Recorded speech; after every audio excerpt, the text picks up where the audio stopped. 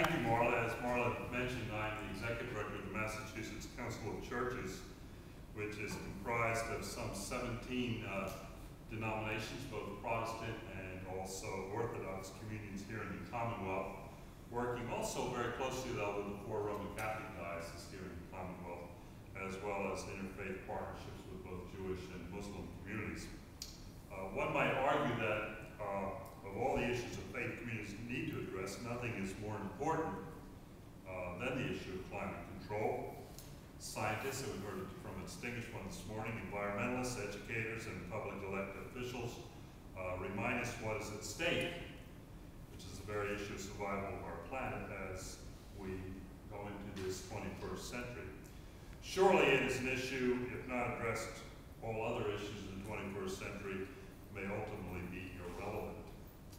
While the climate change debate has tended to be dominated by the language of science, and those who most prominently address it in terms of the issues are often environmentalists, we need to be reminded that for most of us, the fate of the planet as a result of global warming is really a moral issue. Climate change is ultimately about what it means for people, especially children and all of the creation.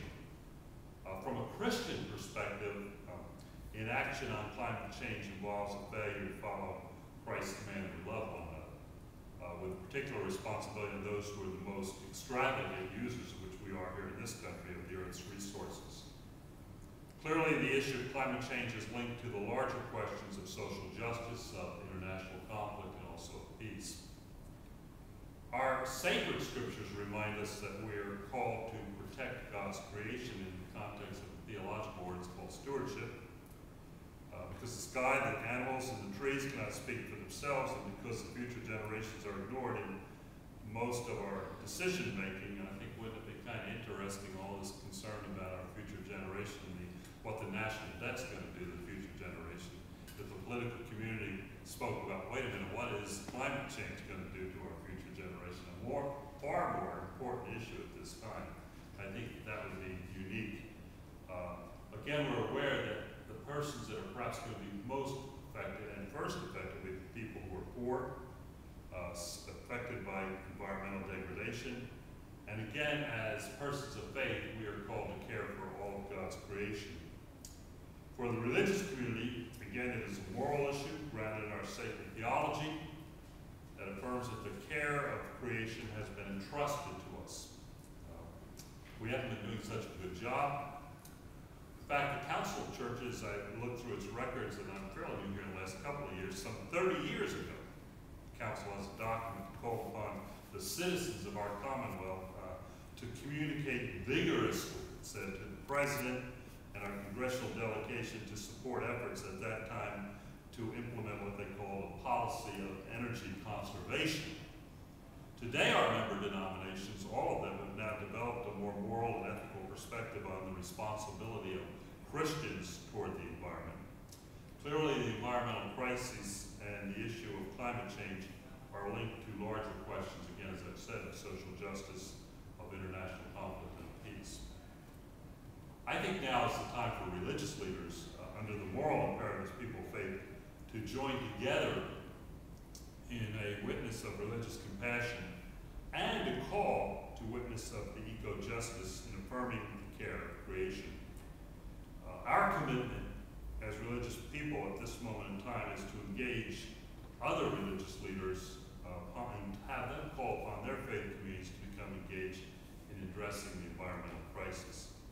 The Council of Churches is now engaged in raising the awareness of congregations throughout the Commonwealth that at this time has come that we need to make this as very much a part, a central focus of the ministries of our community. And we're trying to seek heightened awareness among the some 1,700 member churches of the Commonwealth that as persons of faith, again, we have a moral imperative to engage elected leadership at both the state and federal level and to educate our congregants. I stand here today as the Council engages in a partnership with the Massachusetts Powership, and I commend your leadership, and we want to be a part of this leadership campaign to call upon our state legislators to be global leaders by adopting a sane energy policy that protects our environment and humanity. I think our state legislators have an opportunity to lead the way as the national debate takes place on global warming. Massachusetts can set the standard by adopting legislation that calls for 100% clean energy in 10 years in our state. We have the opportunity to adopt a progressive measure that could be a model for other states, as well as Congress, in impacting climate change. The Reverend Jim Antel, who is the President of the United Church of Christ and the President of the Massachusetts Conference of the United Church of Christ, reminds us that when Christians learn that there are choices that threaten the most vulnerable people on earth and all future generations, they will change their behavior and demand that government change everyone's behavior. Well, global warming is a spiritual issue, and the people of faith, we stand with you with the leadership campaign, and as Antel suggests, we're demanding, if you will, that government change everyone's behavior. We believe this legislature has, again, an opportunity to stand with us in caring for creation. Again, a theological belief from Faith Committee's perspective, but we think it's a moral issue, and we think it's an issue the legislature needs to address. Again, we seek to advocate with the leadership campaign, providing a moral voice as we seek together to ask our legislative leadership to accelerate our state's transition to a clean energy economy, again with the goal of obtaining 100% of our electricity